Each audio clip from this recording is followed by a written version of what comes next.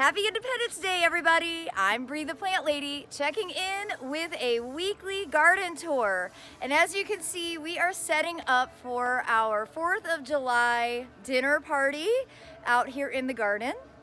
Not only is today a fabulous national holiday, but I am really excited for today's tour because I have finally accomplished a lot, and I'm excited to show you everything that I have gotten done.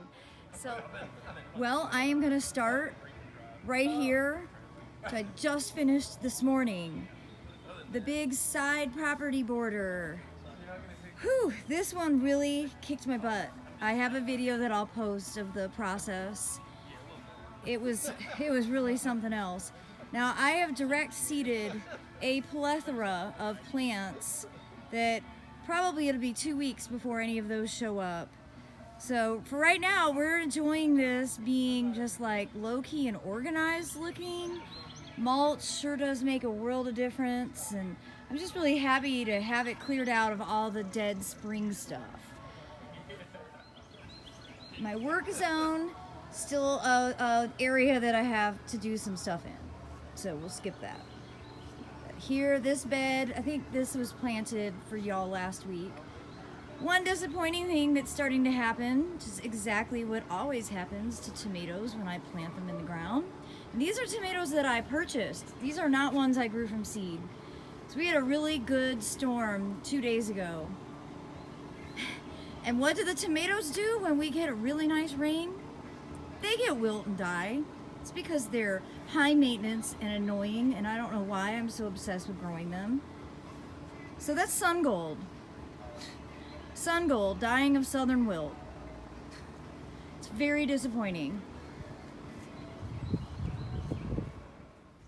And here are more tomatoes that I bought that after that rain that we had, they got southern wilt. So I'm gonna harvest these tomatoes that are here, pull these out, and I'm gonna replace them with potted tomatoes, and I'm gonna make sure that I have bricks down as a barrier underneath to help prevent any possible nematode infestations or more wilt that of course gets spread through the soil. Growing tomatoes in the South is not for the lighthearted, that's for sure. It's just so disappointing to see this. You know, these are supposed to be disease resistant varieties. Like that one's Carolina Gold. That's one that they grow in fields all around here, and you can see it's dying of wilt,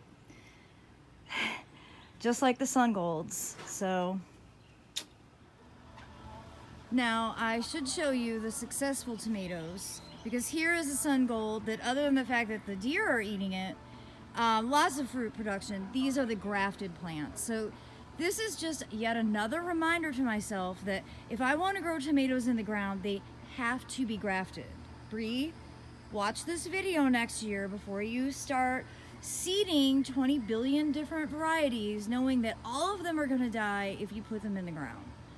They have to be grafted in order to live on this property. I'm in my 10th year of obsessively growing tomatoes here. I don't know how many times I need to learn this lesson, but I'm hoping this is the last.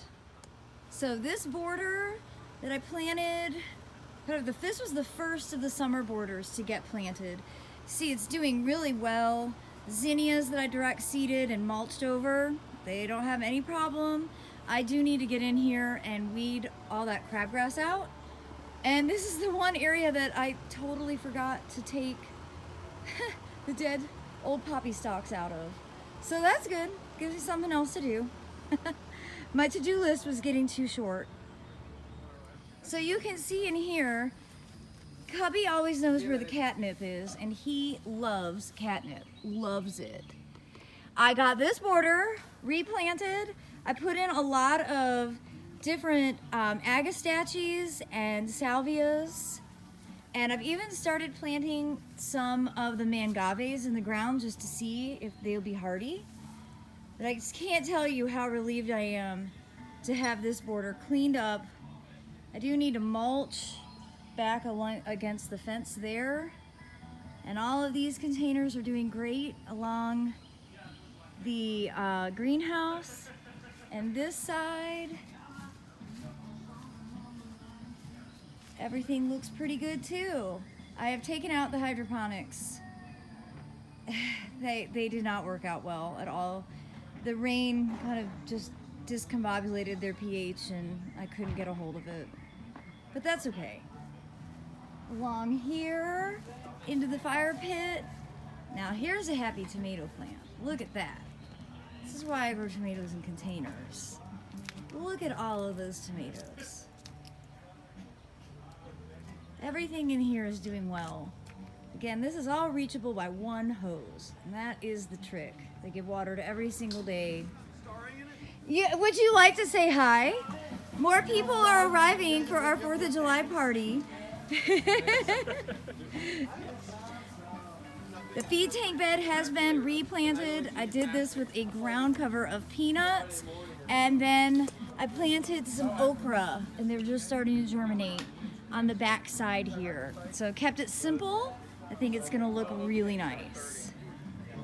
All right, along this side, again, I still have some mulching that needs to be done, but I'm really pleased to have gotten this bed cleaned up, and I posted the video on how I did this, and people had questions about cutting down the asparagus, but look at what's sprouting back up.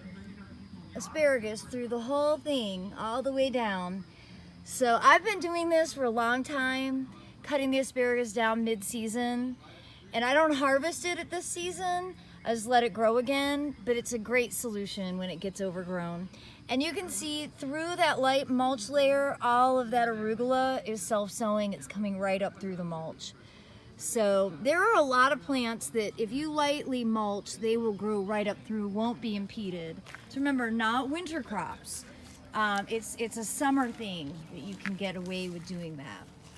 But I'm really pleased to have this section done and actually can walk on the path again. And I'll get this filled with container tomatoes probably by tomorrow, so it'll be fully done. Moving into the north side, I've gotten a few new things planted in here. And up into Echinacea land. I have been so impressed with all of the Echinacea this year. They're just doing so well. Cross over into here. Look at all those beautiful coneflowers. This is just straight Echinacea purpurea. And yeah, it's just magic. I have struggled in the past to get this established, and I'm feeling really happy about having this border here. And today I got the rest of the wave mulched.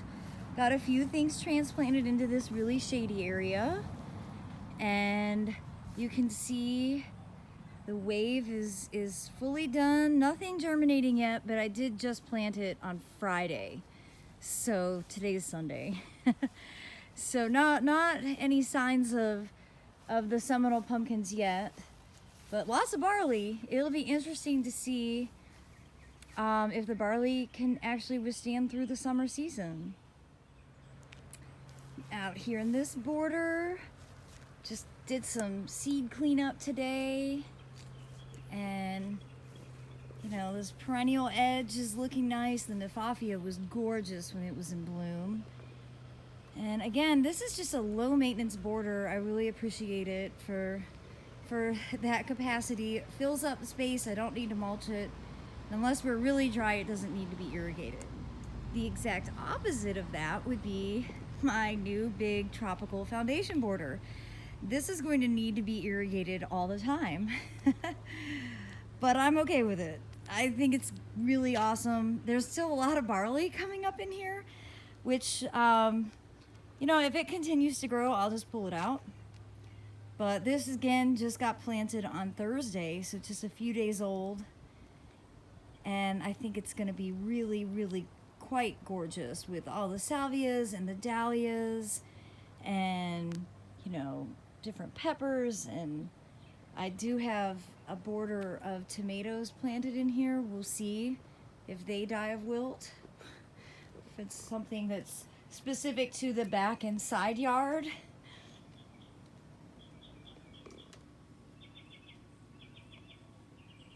I definitely grow tomatoes better in containers, there's no doubt. And that strawberry, this is Snowy Belle.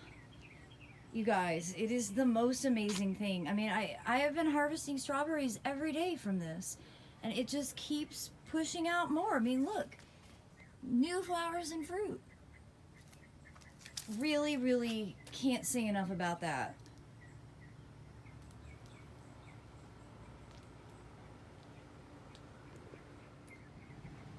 Well, and you can see the wall. It hasn't grown a lot, but it's grown a little this week.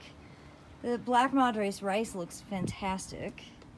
Get into better light. You can see the difference. There's a green leaf variety, and then Black Madres. It's significantly more burgundy.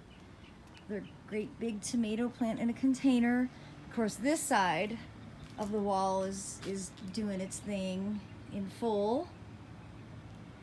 And all of these pots are doing really well right here adjacent to a water source.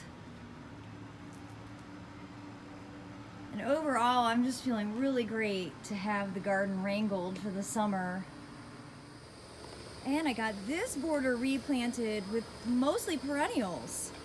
So I'm hoping to convert this from annual seed bed to a perennial border. I call this the Perennial Peninsula. And I planted a lot of agastache and salvias for pollinators and hummingbirds. There was already a lot of veronica in here and some phlox. So I'm really excited to, you know, get this bed developed a little more and, you know, have an area that's gonna be long-term a little bit less maintenance. Well, I wish you all a safe and happy 4th of July celebration, and I look forward to sharing another update next week as all of these beds that I've just planted in the last few days start to really, you know, take a hold and grow strong. And I'm wishing you all the best. Happy July 4th, everybody.